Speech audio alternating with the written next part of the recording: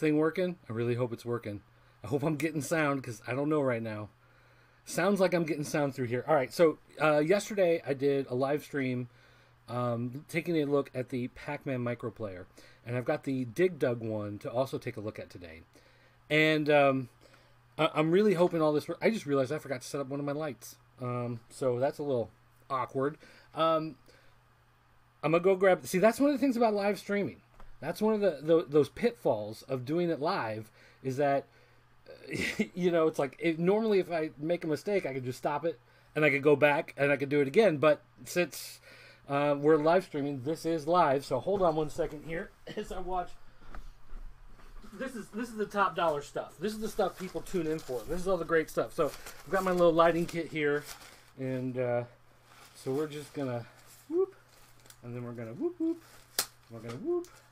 And then we're going to, yeah, so I do have actual equipment. I mean, believe it or not. I know a lot of times this looks like it's done under the, whoa, there we go, under the cheapest and worst conditions of all time. And that may be true, but I do have some actual equipment that I use. So, today, we are going to be taking a look at the most exciting, wonderful, Dig Dug Arcade. Look at that. This is the My Arcade mini player, and they have several of these. We've taken a look at a bunch of these in the past. We've taken a look at Pac-Man yesterday. We've taken a look at, what is it, Galaga, or no, Kung Fu, Bad Dudes, and Burger Time. Burger Time was the other one. So I actually like these things. I think these are pretty good quality. They're a little more expensive than some of the others out there, but if you've seen some of the other players, you know, some of them are really cheap. I don't know what I did. I have a Space Invaders one that's really, really cheap. It's another one of those, you know, arcade, my home arcade. Oh, here it is. And so some of these have the old school, like, Game & Watch, where it's just like the very basic screen on there. And like your old digital quartz watches is what it looks like. So these are a whole lot nicer, and you can see they got the Dig Dug header artwork there at the top. That looks nice, doesn't it? And you've got some game history here on the side.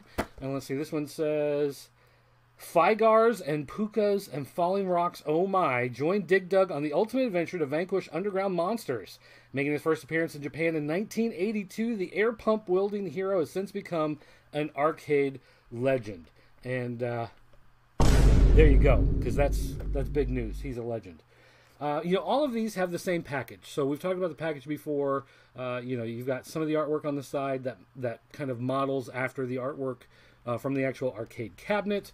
You've got the picture on the back, and you've got a whole bunch of material in a bunch of different languages. Nothing too incredibly special there with all of that stuff, but nonetheless, there it is. So let's go ahead and rip this guy open. And my air conditioning just kicked on, so I hope that's loud and kind of gets in the way. That'd be great. Fantastic. All right, rip this, rip that, pull out our plastic, and here's our arcade machine. Now, one thing I haven't pointed out before on these, and I probably should have, and it's my fault for not getting into it like I should, but on the bottom there's actually rubber grips, and all of these have these rubber strips, these grip strips down there. So if you set it on a table to play it, and you're, you know, getting into it, and you're really, you know, pushing it, the grip helps to keep it in place. So it's not sliding all over the table while you're playing with it, which, again, it makes it a little more expensive. These things are more expensive, but the more I play with them and the more I use them, the more I'm like, you know what, these things are worth a little bit extra money that you put into them. So there's a little sticker on top showing you what the game screen looks like. I think, you know, you're all familiar with that. And again, we've got the battery compartment, and we've got the little space where you can plug in your was it micro USB cable. And I thought I had, now it's gone. Now I had a micro USB cable sitting here, and again with the live, doing it live with the streaming, and you see all of this happen. All right, here's one. Let me see if this will work. Yay, that one works. Okay. So you can see your game screen coming across there, and that looks pretty cool, doesn't it? And again, lights up when you press. This is actually the power button, the coin return. If you haven't seen one of these before, that's your actual power button. And on the back, you do have a spot where you can plug in headphones, and you can adjust the volume control, which, again, really nice. Also, if you haven't seen one of these, the joystick does come off. So if you just want to use the thumb pad, like the old NES controller pad, that is on there, and that is available. But I do enjoy having it. Now, one thing I do like about these that's a little different from the others is that the buttons are actually specific. Sometimes you get these machines and they have the same button set up and I knocked a bunch of stuff over. Live streaming. That's what makes it so much fun. So a lot of times you have these and they just have a bunch of random buttons, and maybe they do something, maybe they don't. They'll use them for a select or start or maybe a pause or something. They're trying to find some excuse to have those on there. But in this case, you can see the Burger Time has the two buttons there for the salt and pepper, right? So that exists there separately. If we grab something like the Pac-Man, you can see there are no buttons on the Pac-Man because Pac-Man has no buttons. And then here on the Dig Dug, the only button that you have is the pump button, and so this one only has the one button. So they're actually, legitimately doing the specific game that you're buying has the correct number of buttons. So that's cool. So I think that's a nice, again, these things are a little more expensive, but they're just a little bit nicer overall. We do have the sticker on the side. This is Bando Namkai. Those two companies came together a few years back. I say a few years back, like 2002, 2001, something like that. All right, so now I did get some comments yesterday saying that you guys wanted to actually see the games being played, and I tried to turn it around the other way, and it didn't work as well. So I think I have a setup here where you're not going to get too much glare from the camera, or from the lights into the camera. Let me see if I can do this. See, by having the light back there, there we go. You can kind of see the messy floor of my living room back there. But it's all good. It's all good. All right, so here we.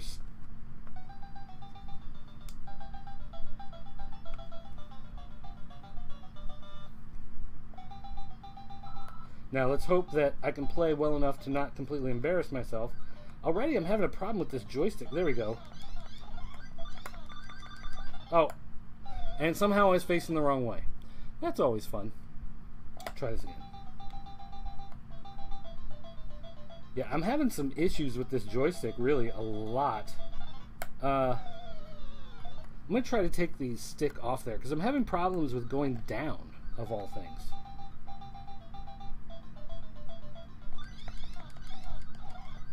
Alright, so not having the joystick on there has actually made it work a little better.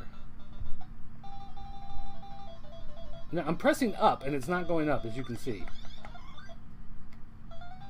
So, even though I was pressing up, it wasn't moving up. So, I don't know, this stick, and I have mail, this stick may just be this pad may be a little tight. I might have to actually get in there and try to loosen it up a little bit, because I am having some issues there with my directions.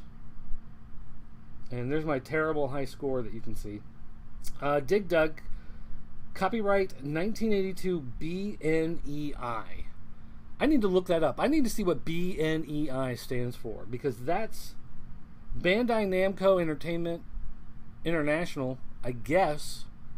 So again, is this an NES ROM? I bet it is, because some of the others, a lot of you guys have written in saying, like the Bad Dudes, for instance, was the NES ROM, and you could tell, by the way it was things were worded, the way some of the things looked, you could tell it was NES versus arcade versus, any of the other systems maybe it has shown up on.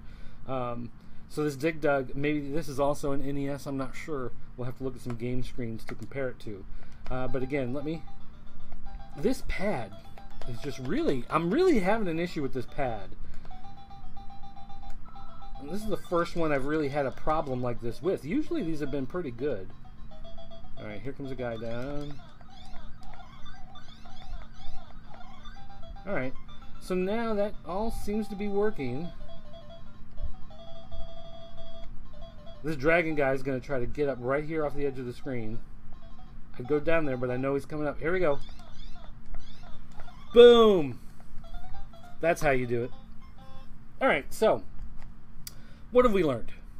Well, you know, other than the fact that I'm really bad at playing video games that I love, and I love Dig Dug. That is actually one of my favorites from back in the arcade days. We had an Aladdin's Castle arcade with a Dig Dug, and I used to play Dig Dug a lot. But the gamepad was a little, I don't know if that's just from shipping, you know, it got tight there. It was really tight, having a hard time moving around. But the more I played it, the more it seemed to loosen up. So maybe if you get one of these, you rip it out of the box and you're playing with it right away and you're like, oh my gosh, this thing isn't working like it's supposed to.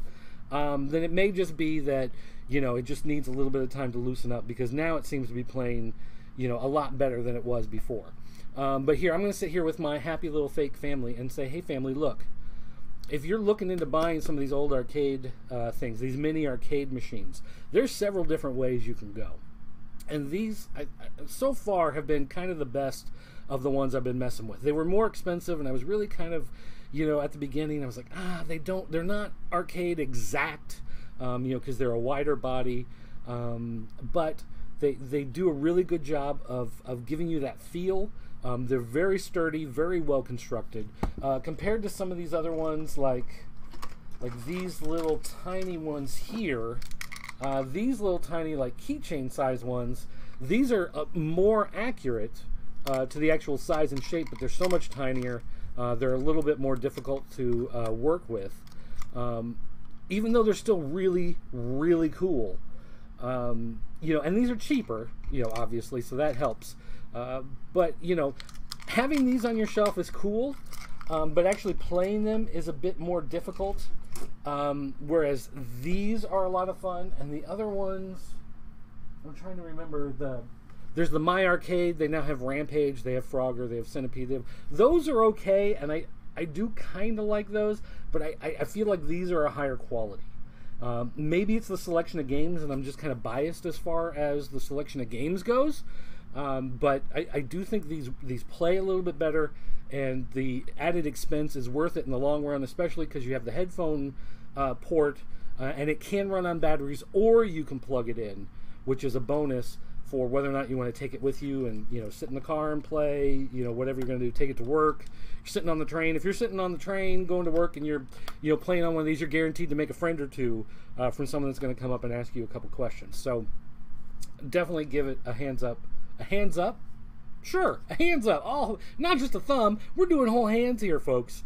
And it gets the whole hand up. All right, so Zentron. I love the fact that you're watching this, Zentron.